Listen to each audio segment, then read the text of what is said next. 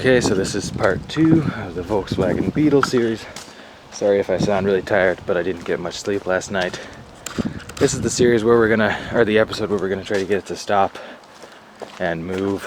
So I'm going to start by taking out the seats so I can get a better look at the linkages underneath it for movement. So let me take out the seats now.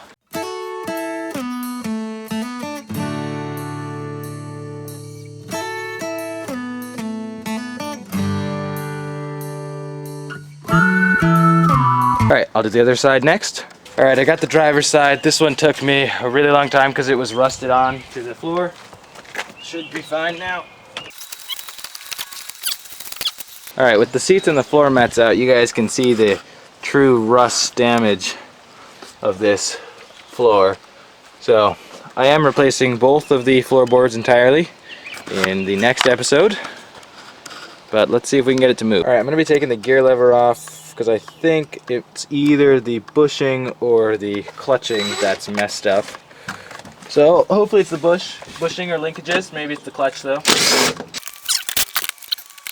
Okay, so I know it's not the linkage because I just took off the back plate here, and you can see that when I moved the gear shifter, it moved that back plate as well.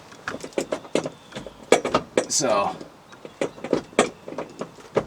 it's still, the linkage is still connected. Okay, so I jacked up the car on its on a jack stand here, and I also have a jack stand underneath the car to give it a little more support. So I did this just to go look underneath it and see how the clutch and transmission looked underneath there. Obviously you can't see the clutch, but I looked at the transmission to see if the clutch cable was on there, and I found some really good news. So why don't you guys come down here with me? So here we are underneath the car, and this is the drive shaft right here, and it's supposed to click into there, but if you guys can see, as I turn it, it's not secured in to its little coupler here at all. So that's why these wheels can't drive, is because the drive line's not coupled in. So let's go check out the other side and see if it's the same story.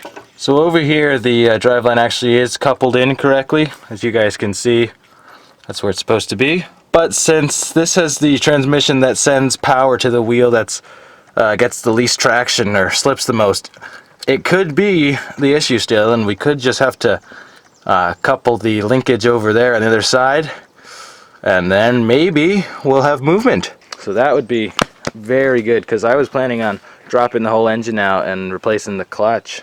Okay, so I got the driveline coupled back in. This is a temporary couple I just did. I used the wrong bolts, so I'll fix that if it moves. Let's go ahead and see if it will move though.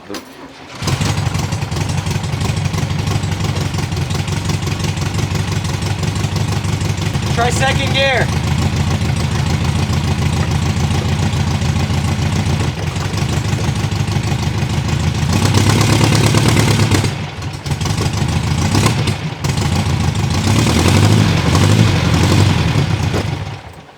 Okay, so I hooked it up correctly now, the axle to the coupler, and I'll show you that after this, but right now I'm going to try to drive it.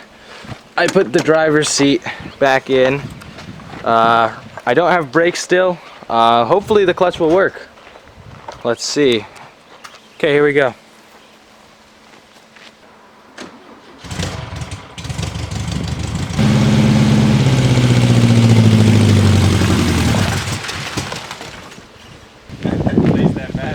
I stalled it.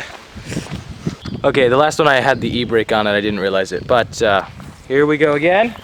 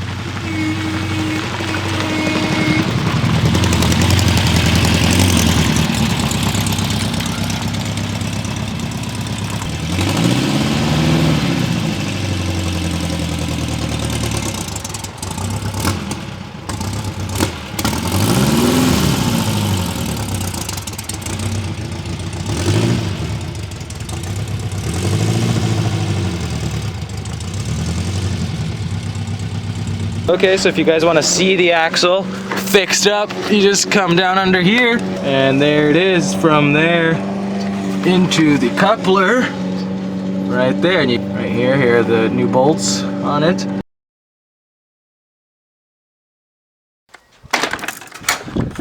Alright, Beetle, you ready to work on the brakes? Alright, so anyway, my new brake lines have arrived. They're here. So let's get started. My dog is eating my tripod. Stop it, Beetle. And by the way, I named Beetle after this beetle. Okay, so to replace the rear brake line, you need to come under here. And then see that little connector right there underneath this little pipe thing. There's a little T connector. That's where my finger is. And that's where the brake line disconnects. So I'll disconnect that. Okay, so I got it out. If you guys can see, that thing right there. Let's get the other side. Okay, so this is the front of the car under the driver's side door. That's the master cylinder right there. And that's the rear brake line right there. So that's what I need to disconnect. So as you guys can see, I've got the front one disconnected now.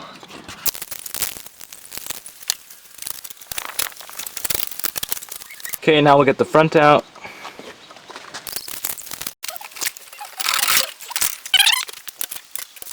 Alright, here it is. Okay, so here's the old brake line, and here's the new one. So let's go ahead and put that new one in. Okay, so we're going to feed the front of the brake line through the front of the car up there, and then back and through the rear of the car back there. So let's go ahead and start at the front. Okay, now it's to the front, so let's feed it through the rear of the car. So it's that hole right there. Okay, here's the new one. I've screwed it in. I'm sorry if my camera's not focused, but it's hard when you're underneath a car. Okay, and there is the rear one screwed in. So both of them are screwed in. Let's see if we got brake pressure. Alright, I've got a feeling that the other brake lines have small holes in them too from rust. But I'm gonna hope that when I bleed these brakes, I'm gonna have brake pressure when I'm done. Okay guys, the brakes are bled. There's a little bleeder valve on every drum. You just bleed it through that, and then I just bled the brake lines by pumping it. But anyway, here's the moment of truth. Will the brake come back once I push it in? And it does. We have brake pressure. That's good. Alright, I'll go start her up and see if the brakes work.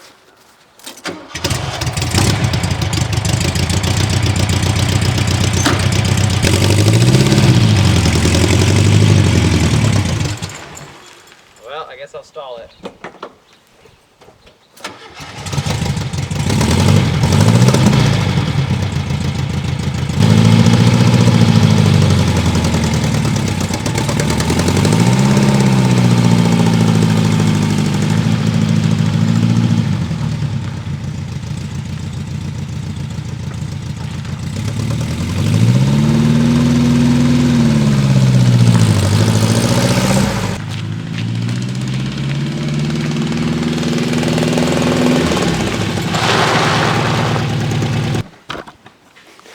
Like they work.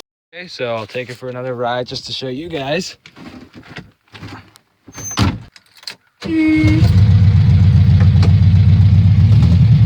Go for a spin.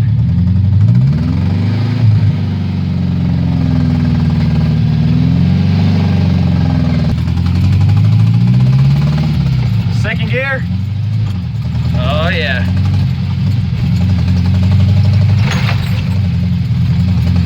Test those brakes out, here we go. Perfect.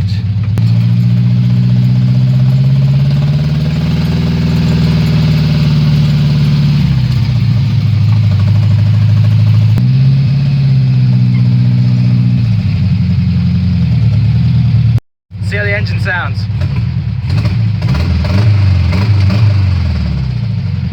Pretty good. Alright, so I got her all parked up for the night. That's going to be the end of this video. We got her to drive and stop. I'm pretty happy with the success I got. So anyway, make sure you tune in for the next episode of this Beetle restoration series where I'm going to be fixing the rust and replacing the floor pans. And I'll give it a new paint job. But thanks for watching.